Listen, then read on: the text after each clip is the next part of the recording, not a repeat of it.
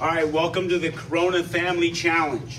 All right, so we're gonna run this video and then we're gonna take a break and then we'll do our family boxing video, so they're two separate videos.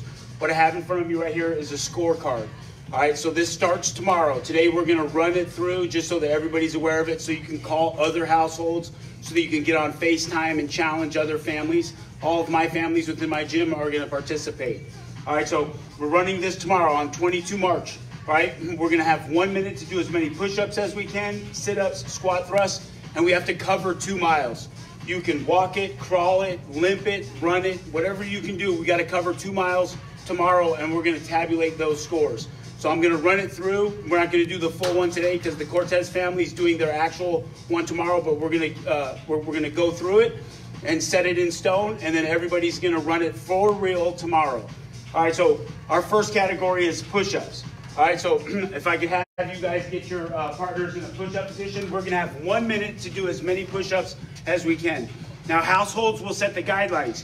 Do you wanna do military style push-ups? Do you wanna do, is it okay for them just to exert themselves?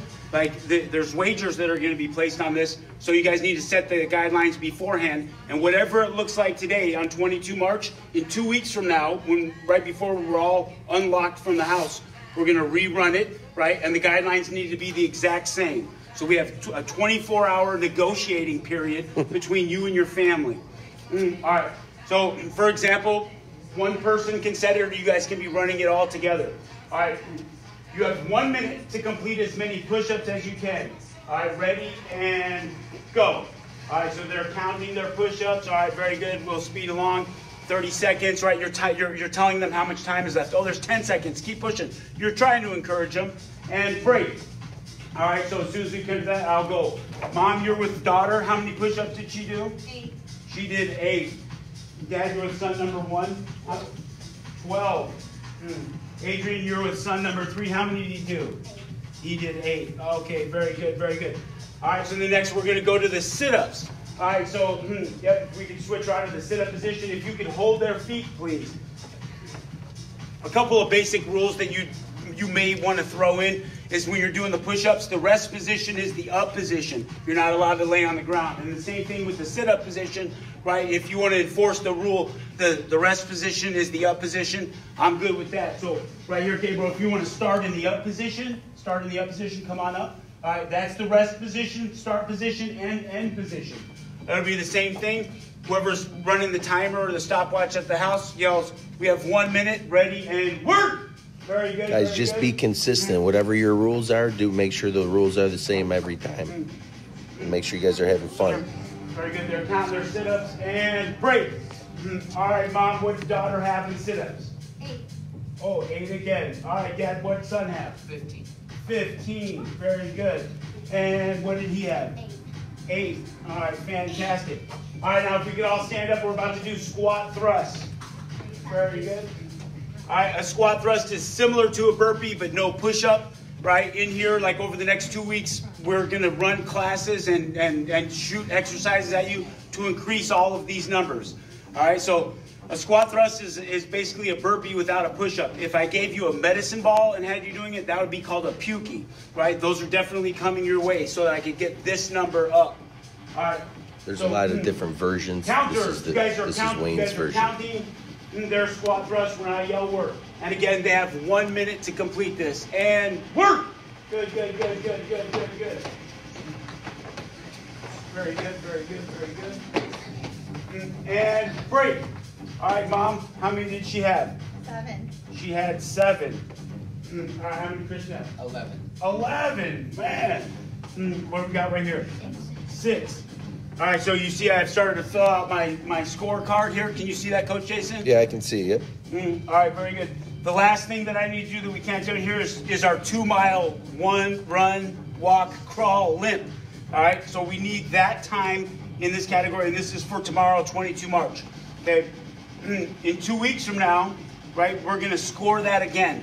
When we score that again, the difference is what we really, really care about. And I'll give you an example real quick.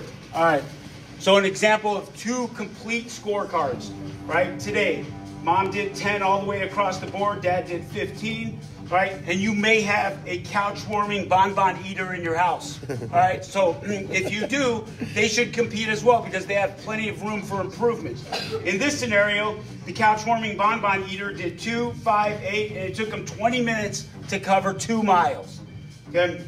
On April 5th, if we fast forward there, all right, Mom improved by 2 across the board. She had a total score of 6, and she improved on her time 30 seconds. 1 second is worth 1 point. She has a total score of 36. Dad did the same thing, 30 seconds. He improved 2, 36. The couch warming bonbon eater improved by 4, 5, 7, and a full minute with a complete score of 76. So in this scenario, the couch warming bonbon eater in this household wins. All right, so some other criteria in the guidelines, right? The difference in exercise is scored. So on 22 March, if you have 35 push-ups, and then we go to 5th of April, you have 40, you have a difference of 5. You can go negative. All right, so we have a +5 in push-ups. Run difference is 1 point scored for 2 miles. If you run a 20-minute 2-miler and then a 19, you get 60 points. Okay, we also encourage household wagers, family wagers between other households for cumulative scores, right? And definitely encourage trash talking. All right, and we have 1 minute per exercise, and the time is the time. Another thing that I'd like you guys to do is track your 2-miler in your neighborhood. So whatever it is, keep it the same. And I'd also like for you to track a 3.1 mile route.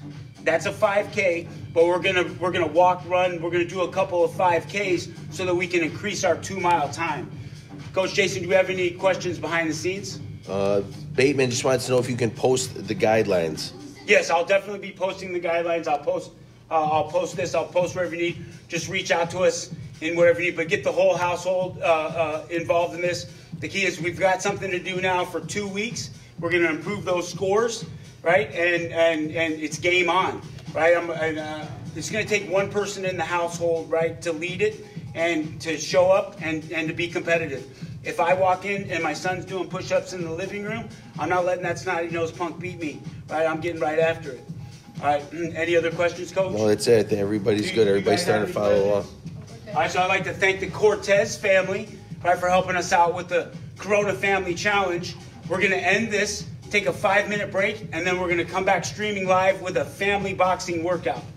All right, Coach, we're all set. All right, guys, we'll see you in a few minutes.